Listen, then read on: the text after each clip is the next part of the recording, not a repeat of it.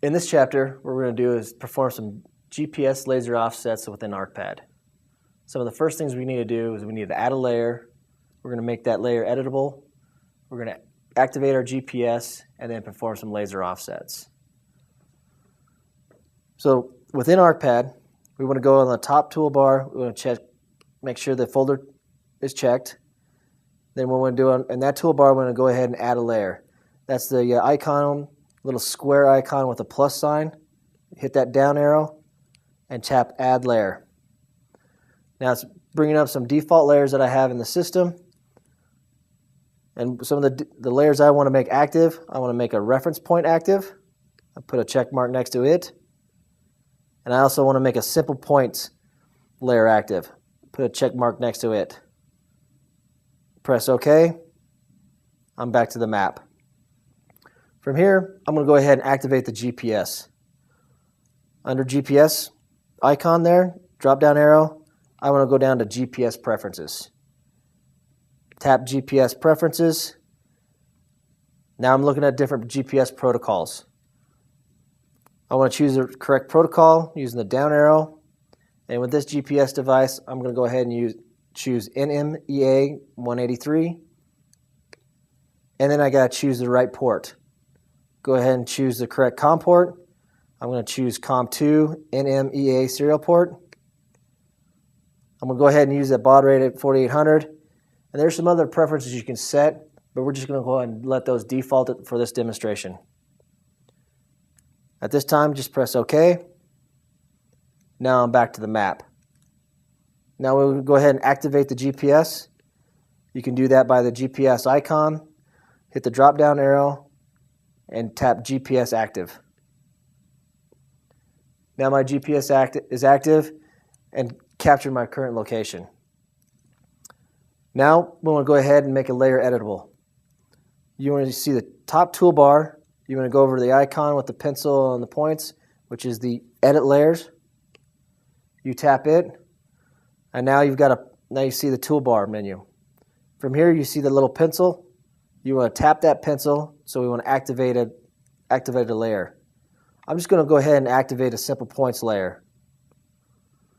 At this time, I want to go ahead and perform the laser offset function. I've got my layer active. Next thing I want to do is tap the far right icon. It's a dot with an arrow, which is the offset icon. Tap it, make it active. And at this time, I'm going to take the laser measurement over to the tree. Go ahead and fire the laser. The information downloads. And the point vertex dialog pops up. Now here you can verify your reference point. As soon as I did that, the laser rangefinder took a distance, and the GPS captured a reference point at that time. So here you're able to see that reference point information. You also see the TruPulse 360 information, the bearing, the slope distance, and inclination values. And you can verify if those are correct by viewing through the laser rangefinder, which they are. Now what I want to do is I want to turn on some options. From here I want to use the arrows, and I want to move over to the right, and I want to find a tab called Options. Go ahead and tap it. Now it pops up a couple different options within the point vertex. One is offset direction from reference point, if I want to do a foresight to it, or if I want to do a backsight to my position. And I took a foresight. The next is the north reference. You can choose a true north or magnetic north. Now I'm going to go ahead and choose true north on this, so the GPS device actually uses its declination, applies its declination automatically. I don't have a declination applied on the TruPulse laser rangefinder, so I'm just going to go ahead and choose true north. I can also enter observer height. I can also enter target height. I'm going to use those as all default at 0. I press OK. Now it goes back to the point feature. This is where I'm going to go ahead and name that point. I'm going to leave it as a 0.5. Then I'm going to name it a tree. I can take pictures and add other attributes at this time. I'm just going to go ahead and hit OK. It goes back to the map. It shows my reference point by a red circle, and it shows the point feature with a green square. So now from here, all I need to do is take some more offset shots with the laser rangefinder. So I've got my reference point. I just go ahead and shoot the laser rangefinder to the next tree.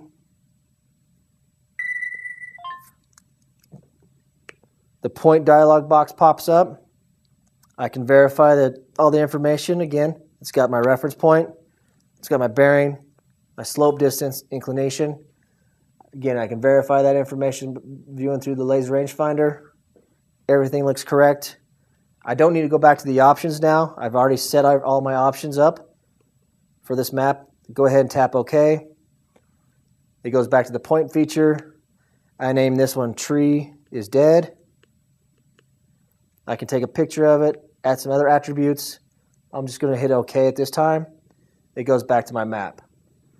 That's a quick way to use the TruPulse 360 rangefinder and a GPS device doing a laser offset function. The next is I want to show you doing an offset function by map tap. So I'm in the same toolbar. I want to go over to the offset icon. I want to do the drop down arrow. And under there, you're going to see Set Reference Point A. At that time, just tap Set Reference Point A, and then just tap anywhere on the map. When you do that, you're going to see an A with a red circle around it. So now that's my new reference point. From here, I fire the laser rangefinder. The point vertex dialog box pops up. I verify the information again. I do not need to set up the options. I go ahead and everything looks good. I hit OK. It does my next point. I add some notes in there. Next tree. I go ahead and hit OK. It goes back to the map. Now I've got my reference point A and its offset function.